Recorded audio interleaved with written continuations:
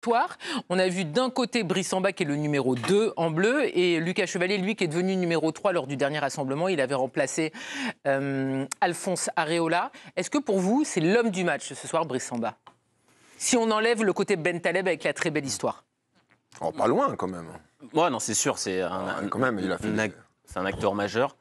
J'ai quand Vous même pouvez envie... me dire non. Hein, ouais, non, moi j'ai quand même envie de mettre en avant plus Akpom, parce que je trouve justement que quand tu arrives comme ça, tu as envie d'être décisif. Il loupe le penalty. Il n'est pas bien tiré, le péno. Ouais, non, mais totalement. On voit qu'il est dans sa course, etc. C'est pas bien fixé, mais ça pourrait le sortir de son match. Il pourrait être un peu anéanti. Et on l'a vu malgré tout continuer, insister. Il a fait franchement, il a fait un gros travail sur ce match. Et il est récompensé à la fin avec un but avec beaucoup de lucidité.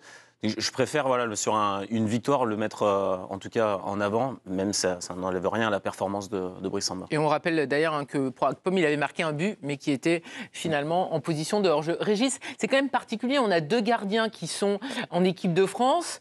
Là, il y a certains qui poussent pour que Chevalier devienne le numéro 2. Brice Samba a choisi de quitter son club en plein milieu de la saison, de rejoindre Rennes. C'est particulier quand même pour les 2 gardiens ce soir, ce qui se passe. Oui, mais il y en a un qui a été mis à contribution et l'autre un peu moins. Donc on retient automatiquement la performance de Samba. Après, il faut bien admettre et reconnaître qu'il a fait des arrêts quand même incroyables. Beaucoup d'arrêts. En dehors du penalty, qui n'est pas très bien frappé. Mais bon, je trouve qu'il l'amène à frapper peut-être ici, avec son geste en ouvrant le bras. Il fait un vrai arrêt sur l'extérieur de Bakker, même si on pense que Bakker peut mieux terminer là-dessus. Mais bon, il fait l'arrêt quand même. Il y a le centre aussi de Bakker, aussi à un moment au premier poteau, il anticipe une sortie et il arrive à revenir. Même sur le but de Ben Taleb, la tête, la première tête, il faut aller proche du poteau. Oui, la tête de Diakité, finalement, c'est Ben Taleb. Il a eu un impact sur la performance de son équipe. Il les a maintenus dans le match le plus longtemps possible. Après, comme il le dit très bien Habib, ça aurait mérité autre chose sur le score final, mais bon, sa performance était de haut niveau. On retrouve Timothée Mémon, notre envoyé spécial. Timothée, on avait 2 de nos 3 gardiens internationaux français ce soir, avec Brice Samba d'un côté et Lucas Chevalier. C'était un match qu'on a vraiment regardé aussi par rapport aux prestations des gardiens.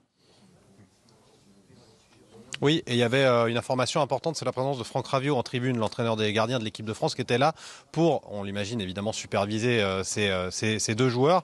Donc forcément, ça a eu un impact. On a eu à l'instant Lucas Chevalier en conférence, en zone mixte, en zone d'interview, et il a parlé justement de la présence de Raviot. Il a également parlé et salué la prestation de Brice Samba, qui fait un super match avant le premier but. Peut-être pas inoubliable sur le deuxième, mais enfin il fait quand même une grosse rencontre. Et puis de son côté, eh bien, Lucas Chevalier, il a dit si la présence de l'entraîneur des gardiens doit nous mettre la pression, c'est qu'on n'a pas les armes pour jouer au niveau international. Donc il a fait abstraction de ça, mais c'était important de signaler que Raviot était en tribune aujourd'hui. Très bonne info. Merci beaucoup, Timothée. Giovanni, vous êtes notre homme des Bleus sur la chaîne. Vous connaissez toutes les coulisses. Le numéro 1, c'est Mike Maignan, on en est sûr, mais il est quand même souvent blessé. Oui. Derrière, il y a une bataille ou pas? Ou est-ce que la hiérarchie est claire? Ce qui est sûr, c'est que Franck Raviot et le staff des Bleus apprécient énormément les qualités de Brice Samba, même quand ça a été un petit peu plus compliqué pour lui, notamment à Lens.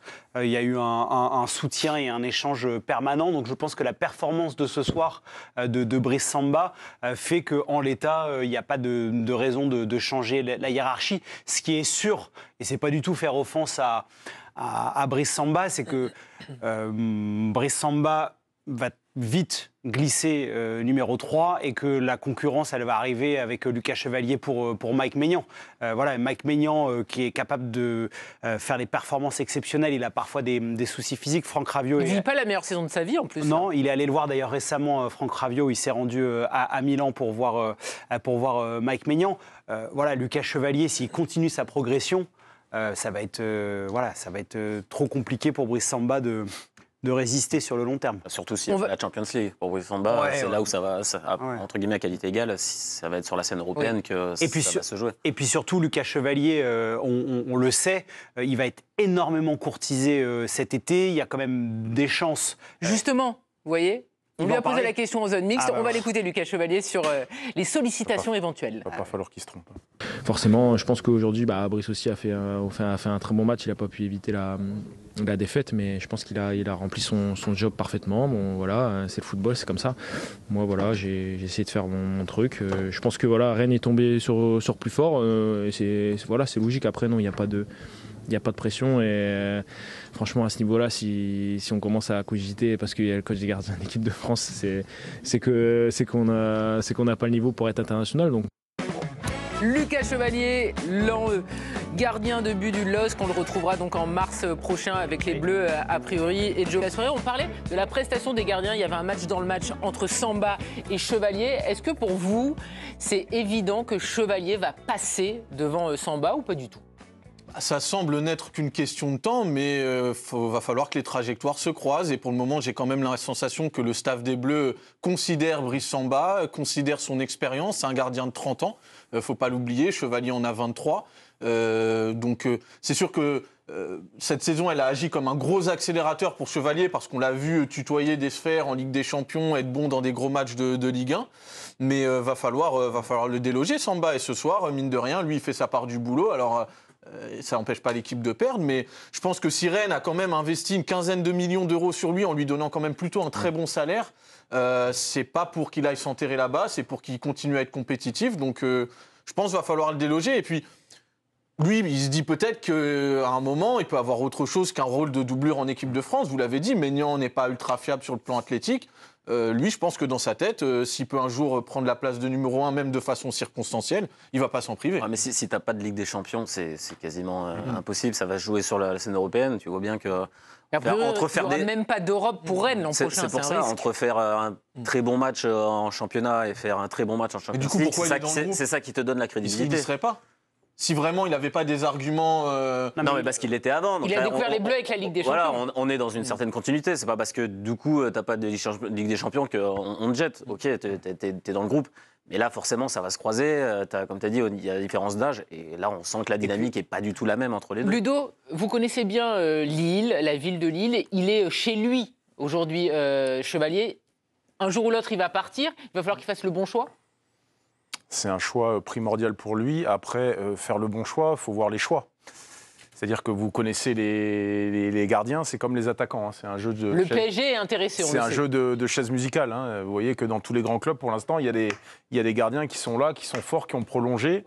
Semblerait-il que le Paris Saint-Germain s'intéresserait à lui et voudrait trouver une solution avec Donnarumma. De toute manière, partout, il faut qu'il a pris une ampleur. Maintenant, Lille devient trop petit pour lui.